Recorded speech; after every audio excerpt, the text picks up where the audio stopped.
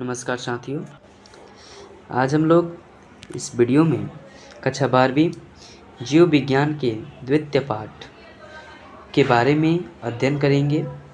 इसके पिछले वीडियो में हम लोग सजातीय पुष्पी परागण के बारे में पढ़ चुके थे। इस वीडियो में स्वपरागण से लाभ के बारे में पढ़ेंगे। तो स्वपरागण से क्या लाभ होता है? तो पुष्पों में स्वपरागण एक आसान तथा निश्चित घटित प्रक्रिया है जिसके कारण पौधों का वंश चलता रहता है। उसके बाद इनका परागण क्रिया के लिए दूसरे पुष्प पर निर्भर नहीं रहना पड़ता है। स्वपरागित पुष्पों का रंग, सुगंध तथा मधु उत्पन्न करने की सहायता नहीं पड़ती है, जिससे पौधों की कम से कम ऊर्जा उपयोगी होती है। उसके बाद स्वपरागित बीज शुद्ध नस्ल वाले समयुग्म की संतति होते हैं, अर्थात इसके पैतृक गुण वही रहते हैं। स्वपरागण से अब हानियाँ क्या क्या हैं उसके विषय में हम लोग जानेंगे। तो स्वपरागण से उत्पन्न बीज उत्तम श्रेणी के नहीं होते। स्वपरागण से उत्पन्न बीज के समय के साथ रोगों के प्रति प्रतिरोधक क्षमता उनकी कम होती है। स्वपरागण से उत्पन्न बीजों से बने पौधे क्या हो जाते हैं? कमजोर होते हैं और ऐसे बीज शीघ्र नहीं पकते हैं। स्वपरागण द्वारा नई जातियों अर्थात स्वपरागण के द्वारा नई जातियों की उत्पत्ति नहीं हो सकती है। अब हम लोग जानते हैं कि परपरागण क्या है। तो इस क्रिया में एक पुष्प के परागकण उसी जाति के दूसरे पौधे के पुष्प के वर्तिकाग्र पर पहुंचते हैं। यहाँ पर दोनों पुष्प दो अलग अलग पौधों पर स्थित होते हैं, चाहे वह एक लिंगी हो या तो वह द्विलिंगी हो, तथा एक दूसरे से आनुवंशिक रूप से भिन्न होते हैं। परपरागण को जीमोगैमी भी कहा जाता है। परपरागण की विधियाँ। परपरागण की क्रिया को सफल बनाने के लिए कुछ साधनों की आवश्यकता होती है, जिन्हें परागण साधन भी कहते हैं।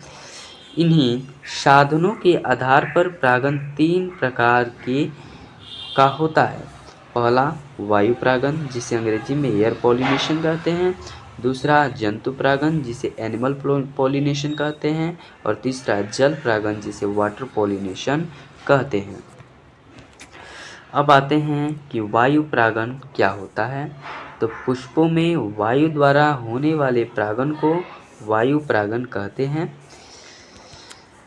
और ऐसे पुष्पों को वायु परागित पुष्प कहते हैं।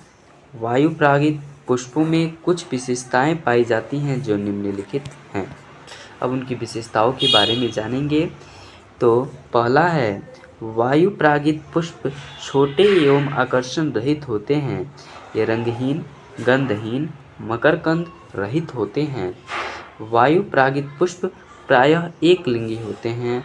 पुष्प के आवश्यक भाग जैसे बाह्य दल एवं डाल बहुत छोटे छोटे होते हैं, जिससे ये परागकणों और वर्तिकाग्र के बीच रुकावट ना बन सके। चौथा है कि वायु परागण करने वाले पुष्पों द्वारा प्रचुर मात्रा में परागकण उत्पन्न होते हैं, क्योंकि वायु को झोंकों के साथ परागकणों का अधिकांश भाग इधर उधर गिरकर नष्ट हो जाता है और फिर थोड़े से परागकण ही वास्तविक परागकण क्रिया में भाग लेते हैं। पांचवा है, परागकण छोटे, शुष्क व हल्के होते हैं, जिससे वह वायु में आसानी से इधर उधर उड़ सकें। पुष्पों के परागकणों में विशेष संरचनाएं भी पाई जाती हैं जो वायु परागण में सहायक होती हैं, जैसे चीर के परागकण के पंखयुक्त होते हैं, जिसमें ये आसानी से उड़ सकें। उसके बाद है छठा कि मक्का में वायु परागण होता है। जो मक्का नामक पौधा होता है उसमें वायु परागण होता है। अब जंतु परागण किसे कहते हैं? तो पुष्पों में जंतुओं द्वारा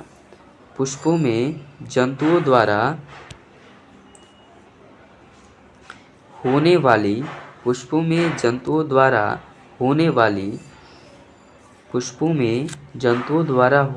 परागण को जंतु परागण कहते हैं। परागकणों को एक पुष्प से दूसरे पुष्प तक पहुंचाने के लिए जैविक साधनों जैसे पक्षियां, चमगादड़, घोंघा आदि की आवश्यकता होती है। परागण करने वाले जंतु के आधार पर यह निम्न प्रकार का होता है। पहला होता है कीट परागण। अधिकांश पुष्पों में परागण एक पुष्प परागकोश में दूसरे पुष्प के वर्तिकाग्र तक कीटों द्वारा पहुंचाया जाता है। परागण करने वाले कीटों में मधुमक्खी, मौरा, शलभ, मक्खी, बरर आदि प्रमुख हैं। ये कीट मधु या भोजन के लिए पुष्प का भ्रमण करते हैं। जैसे ही कीट किसी पुष्प पर बैठते हैं तब इनमें रोमायुक्त अंगों पर परागकण चिपक जाते हैं। जब ऐसे कीट किसी अन्य पुष्प पर जाते हैं तो इसके अंगों से परागकण दूसरे पुष्प के वर्तिकाग्र पर पहुंचते हैं और परागण क्रिया संपन्न होती है। कीटों में परागित होने वाले पुष्पों में कीटों को आकर्षित करने के लिए कुछ विशेषता पाई जाती हैं जो निम्नलिखित हैं। इसके अगले वीडियो में हम लोग इसकी विशेषताओं को पढ़ेंगे, जैसे कि आकार के आधार पर, रंग के आधार पर। अभी के लिए बस इतना ही। आपको यह वीडियो कैसी लगी कमेंट बॉक्स में ज़रूर बताएं। धन्यवाद।